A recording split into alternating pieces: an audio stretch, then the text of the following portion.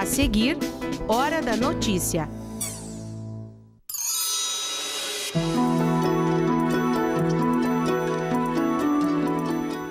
Depois da denúncia do Procurador-Geral da República, Rodrigo Janot, contra o presidente Michel Temer por crime de corrupção passiva, como está a situação política no Brasil? Na edição de hoje, a jornalista Zulmara Colucci nos atualiza com as informações mais recentes. Quem circula pelos arredores do Parque da Gari é bom ficar atento, o local vai ter estacionamento pago. A gente fala também em como foi a comemoração dos 50 anos da Fundação Universidade de Passo Fundo. E o livro indicado para leitura em Passo Fundo neste mês é Adeus, Conto de Fadas, e você vai ver como foi o encontro dos leitores com o autor da obra. E ainda a gente recebe no estúdio o escritor gaúcho Leonardo Brasiliense para bater um papo com a gente. Hoje é quinta, 29 de junho, é hora da notícia.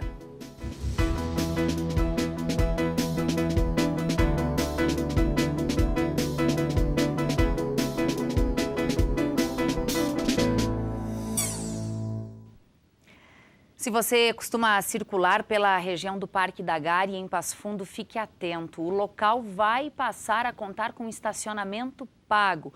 Confira os lugares que vão ter, então, área azul.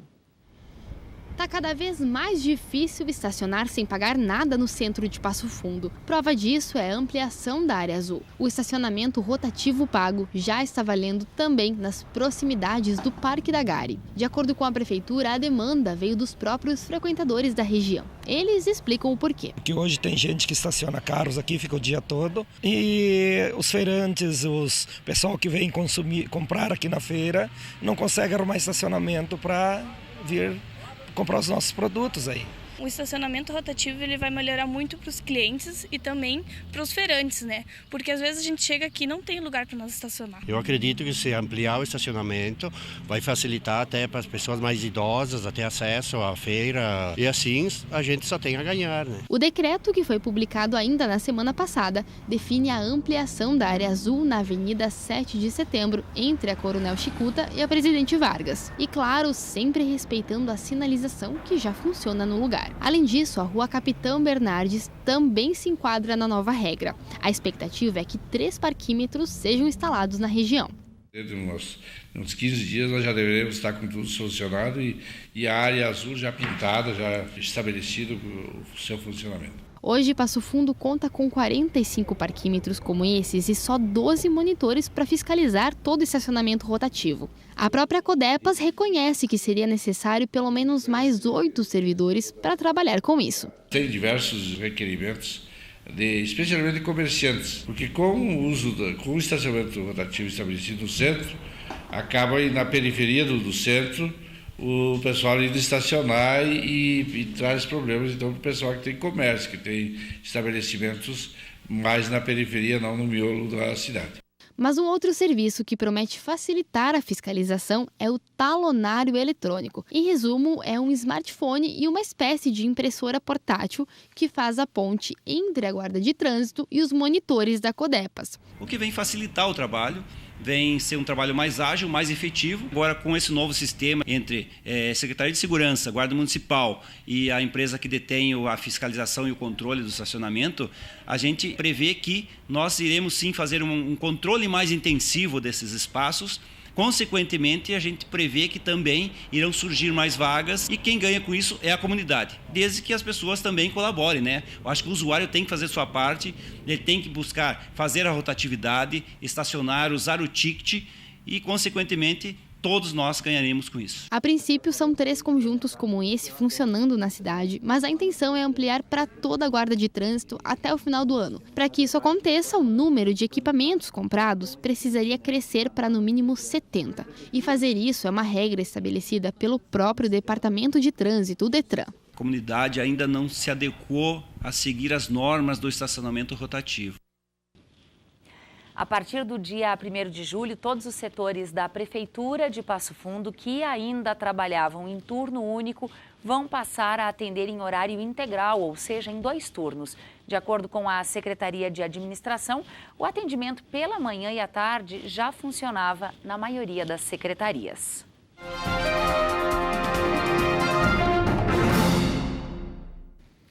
É importante ficar informado sobre o atual cenário político no Brasil. Então, nós vamos ver quais são as informações mais recentes que a jornalista Zulmara Colucci nos traz. Zulmara?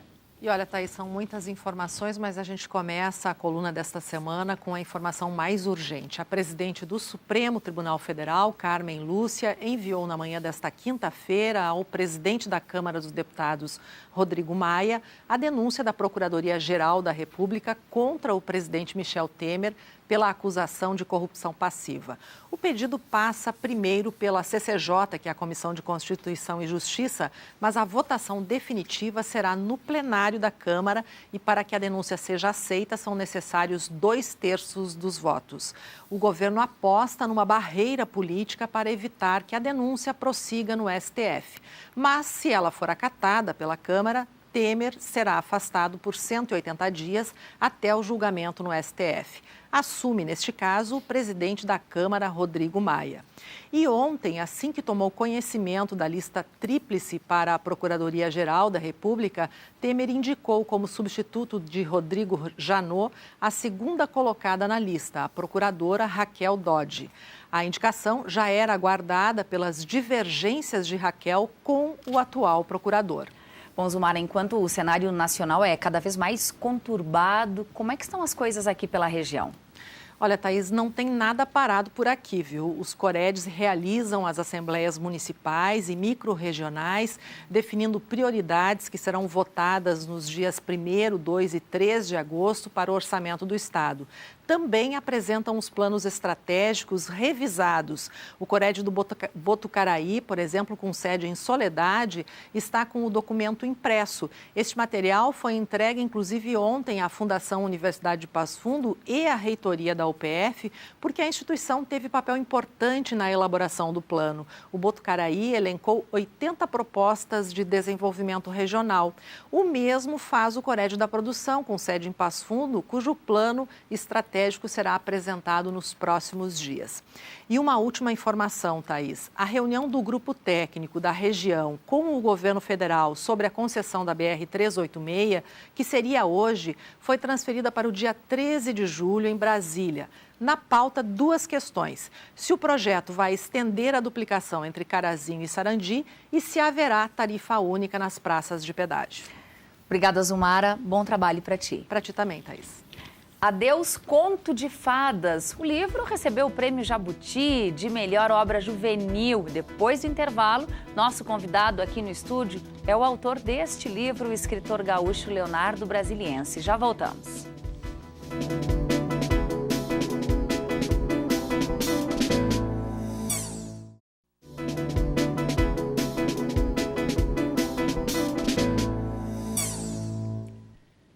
Ontem foi dia de comemoração por aqui. É que a Fundação Universidade de Passo Fundo completou 50 anos.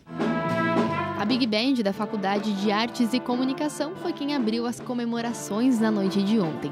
Os 50 anos da Fundação Universidade de Passo Fundo foram marcados pelas homenagens aos antigos presidentes. Além disso, também teve o lançamento do livro, que conta toda a história dessa instituição, que foi oficialmente inaugurada lá no dia 28 de junho de 1967. As expectativas das pessoas que criaram a fundação eram justamente essas, de ter uma cidade universitária, de ter vários cursos. Ela começou muito pequena, começou com um prédio da agronomia, 230 metros quadrados. Hoje a gente tem 233 mil metros quadrados de área construída. Então desenvolveu muito, né? E deve continuar desenvolvendo. A fundação existe em razão das suas mantidas, ou seja, da própria universidade, do PF Idiomas e do integrado UPF. De modo que um não vive sem o outro. E nessa simbiose é que tanto a fundação tem muito a celebrar, quanto as suas mantidas, a exemplo da Universidade de Passo Fundo.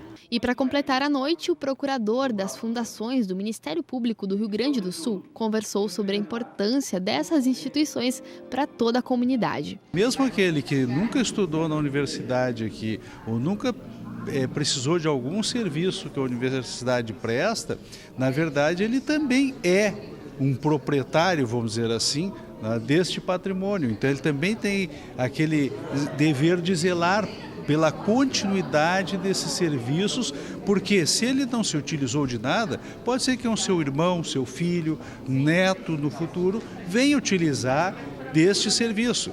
E daí a importância de todos terem essa compreensão de que uma fundação é de toda a comunidade onde ela está inserida. E olha, para o futuro a expectativa é otimista, mesmo que a situação econômica atual exija bastante cautela. A principal expectativa agora, não é um período de crescimento da educação, é um período de manutenção. Crescimento sim, mas com os pés bem no chão, pensando principalmente na sustentabilidade, mas continuar desenvolvendo sim. Nós crescemos muito nos últimos anos em nível de pós-graduação, mestrados, doutorados, cursos que continuaram crescendo e ainda tem espaço para crescer.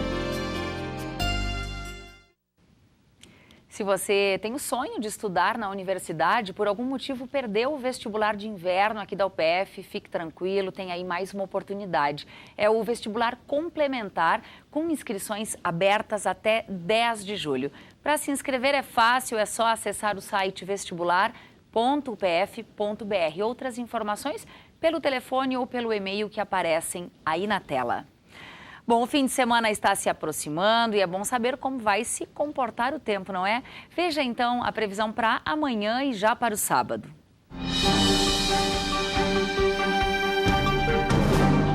Previsão de uma sexta-feira com céu encoberto pela manhã e as nuvens predominam durante todo o dia. Pouco sol na sexta-feira, mas não há chuva.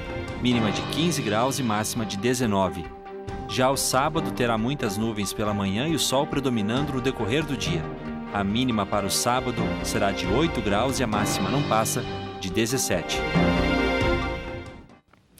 Incomodar os pais para pegar o carro aos 16 anos de idade. Passar por aquela sensação de ter nascido no mundo errado. Contar algumas mentirinhas. Situações cotidianas na fase da adolescência estão na narrativa de pequenos contos de um livro que foi indicado para leitura agora no mês de junho, aqui pelo projeto Livro do Mês em Passo Fundo. O encontro do autor com estudantes da rede pública de Passo Fundo aconteceu hoje pela manhã. Uma coleção de pequenos instantes relacionados com uma época de turbulência. Os conflitos da adolescência considerados universais são narrados em Adeus, Conto de Fadas, livro vencedor do Prêmio Jabuti 2007 do escritor e roteirista Leonardo Brasiliense. Leonardo começou a escrever literatura nos anos 90, nos tempos de faculdade. Formado em medicina pela Universidade de Santa Maria, o autor do Livro do Mês, com mais de 10 obras publicadas, veio a Passo Fundo para conversar com a comunidade, também bater um papo com alunos da rede municipal de ensino, adolescentes com muitas opiniões para expressar sobre o livro. Eu me identifiquei com algumas histórias contadas no livro, algumas até várias, inclusive. Sobre maturidade. Ela fez uma coisa, assim, real, mas fez uma brincadeira junto, que dizia sobre uma menina que ela teria que criar maturidade agora e resolver seus problemas sozinha. Que ela teria que enfrentar eles de frente. E no final ela dizia assim, mas por favor, agora eu quero um absorvente. Era a única coisa que dizia assim, eu achei muito engraçado. E teve algumas que eu achei bem pesadas assim, mas que infelizmente acontecem nos dias de hoje. E conseguiu pegar muitas coisas que várias pessoas sentem na adolescência. E é exclusivo da adolescência, tu sempre sente. Foi muito bacana, porque eu achei muito bom. Eu gostei bastante do livro, sim. Bom, nós acabamos de ouvir os leitores, né? Agora nós vamos ouvir o autor, para a gente seguir falando um pouquinho sobre esse encontro tão bacana entre leitores e escritores. Nós recebemos aqui no estúdio o autor da obra indicada para leitura no mês de junho, livro esse que foi o vencedor do Prêmio Jabuti 2007 na categoria juvenil, também do Prêmio Açorianos de Literatura no mesmo ano, gaúcho Leonardo Brasiliense. Seja bem-vindo, um prazer te receber aqui. Prazer é meu. Que bacana ouvir o pessoal falando da tua obra, isso certamente é muito importante para um escritor. É importante e é um livro que já tem 11 anos, né? E aí a gente vê que a adolescência continua a mesma. E ele segue rendendo. Segue rendendo, sim. Ainda é um livro bastante lido. Eu tenho retorno, né? De vez em quando algum professor me escreve para o e-mail, porque eu tenho o e-mail no site, para dizer, trabalhei em sala de aula e dar esse tipo de retorno é sempre gratificante. Que bacana. Bom, você é formado em medicina, nascido em São Gabriel, se formou em Santa Maria. Você hoje é auditor fiscal da Receita Federal. Como é que se explica essa tua veia literária tão forte e tão premiada, exemplo do que eu acabei de falar? Como é que todas essas profissões se encontram? Elas não se encontram tanto assim no tempo, né? A medicina ficou para trás, eu abandonei em função da literatura. A minha formação seria em psicanálise. E um dia eu percebi que eu não tinha como ser o psicanalista que eu queria e o escritor que eu queria, dedicar todo esse tempo para as duas coisas, então eu optei. E aí fui fazer concurso público para pagar as contas, né? Porque viver de literatura não é tão fácil no Brasil e em tantos outros países, infelizmente, eu acho que né? Não deve ser fácil em lugar algum. E principalmente assim, uma literatura normal, né? Não é uma literatura de nicho. Então, não dá. Daria com algumas coisas acessórias, né? Tipo, o cara vive de literatura, mas isso não quer dizer que seja de venda de livros, né? Aí vive fazendo outras coisas. Palestras hoje é uma tendência palestras, forte, oficinas, e trabalha com outras coisas em relação a texto, e que no fim das contas também não são exatamente viver do texto, né?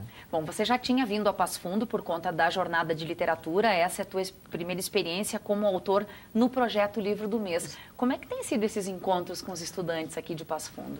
A jornada é uma loucura, né? A jornada é aquela multidão. Bom, hoje também foi assim, hoje tinha... No Teatro do Sesc lotado. O Teatro do Sesc estava lotado. E, então, para mim é sempre uma surpresa ter essa recepção calorosa, né?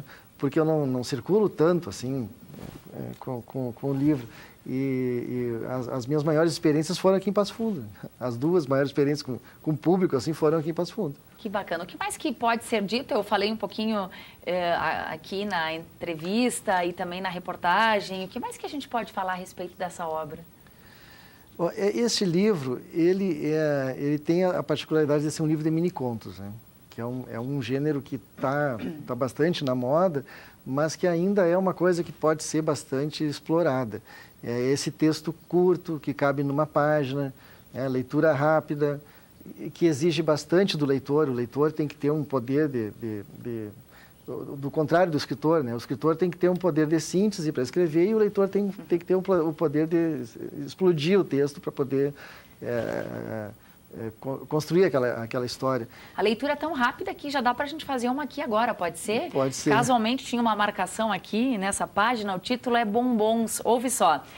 No fora que levou da primeira paixão, cada lágrima era consolada com uma caixa de bombom. Depois foram muitos outros foras e muitas, muitas caixas de bombom. Da primeira paixão, ela já nem se lembra, é passado. A primeira paixão sempre passa, a obesidade ficou.